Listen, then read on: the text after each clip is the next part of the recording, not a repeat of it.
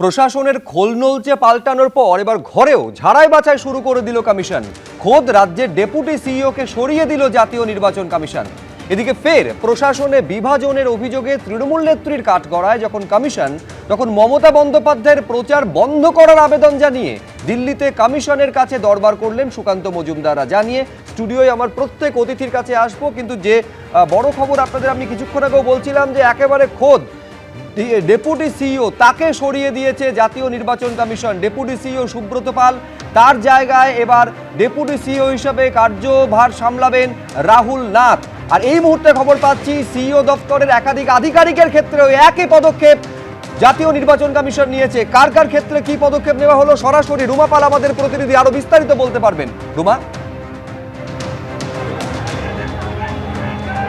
প্রথমেই জানিয়ে রাখি যে নির্বাচন কমিশন যখন একদম ভোটে নির্ঘণ্ট প্রকাশ করে তার সেদিন থেকে তারপর থেকে কিন্তু দেখা যায় যে রাতারাতি কিন্তু একদম আমলা থেকে শুরু করে শীর্ষ আমলা থেকে করে পরবর্তীতে দেখি যে শীর্ষ পুলিশ কর্তাদের কিন্তু বদল করা হয়েছে, সরিয়ে দেওয়া হয়েছে।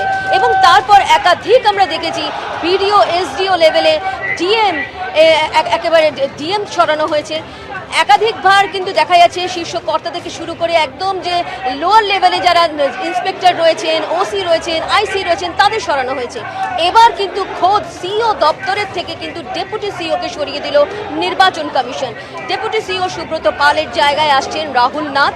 এছাড়াও কিন্তু বেশ কিছু রদবদল করা হয়েছে, যেখানে জানিয়ে রাখি দুজন অ্যাডিশনাল সেক্রেটারি যারা রয়েছেন সিইও দপ্তরে তাদেরকে বদল করা হয়েছে। জয়েন্ট সেক্রেটারি রয়েছেন সিইও দপ্তরে, তাদেরকেও বদল করা হয়েছে।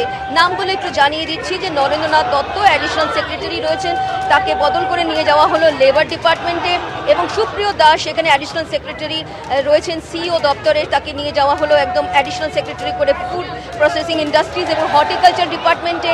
মিঠু সরকার জয়েন্ট সেক্রেটারি অফিস সিইও দপ্তরের, তাকে নিয়ে যাওয়া হলো joint secretary minority affairs and Madrasa education department.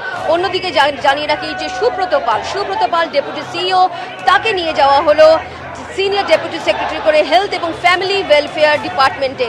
এবং হেলথ এবং ফ্যামিলি ডিপার্টমেন্ট থেকে আসছেন রাহুল নাথ। এই রাহুল নাথ কিন্তু সিইও দপ্তরে এর আগেও কিন্তু ছিলেন, তখন কিন্তু কমিশন তাকে সরিয়ে দিয়েছিল। এবার দেখা যাচ্ছে যে তাকে একেবারে ফিরিয়ে নিয়ে আসা হচ্ছে। বেশ রুমা, আপাতত তোমাকে ধন্যবাদ। বিষয়টার গুরুত্ব এইভাবে আপনাদের বুঝতে হবে যে জাতীয় নির্বাচন কমিশনের স্টেট ইউনিটের নাম্বার 2 অর্থাৎ ডেপুটি সিইও, তাকে পর্যন্ত সরিয়ে দিল জাতীয় নির্বাচন কমিশন। আমি এইখানে প্রদীপ্ত মুখোপাধ্যায়ের কাছে আসবো।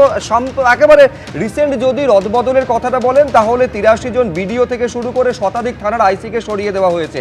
জানিয়ে মুখ্যমন্ত্রী মমতা বন্দ্যোপাধ্যায় একাধিকবার কার্যত তোপ দেখেছেন কমিশনের বিরুদ্ধে। আমি বলছি এরপরে খোদ ঘরের মধ্যেও এই রদবদলের কাজটা কমিশন শুরু করছে প্রদীপ্তদা, তারপরেও কমিশনের বিরুদ্ধে পক্ষপাতিত্বের অভিযোগ আপনারা তুলবেন না? সমানভাবেই থাকবে, তার কারণ ঘরের মধ্যে যখন উইপোকা ঢুকছে কিনা, অনুপ্রবেশকারী ঢুকছে কিনা সেই সন্দেহ আর বাঁচতে পারছে না। এটা কেন বলছি, দেখো সেই 3D মডেল, ডিটেক্ট করো, ডিলিট করো, ডিপোর্ট করো। মানে এদের প্রথমে ডিটেক্ট করছে, এরা কি কোনোভাবে সরকারের সঙ্গে আছে নাকি?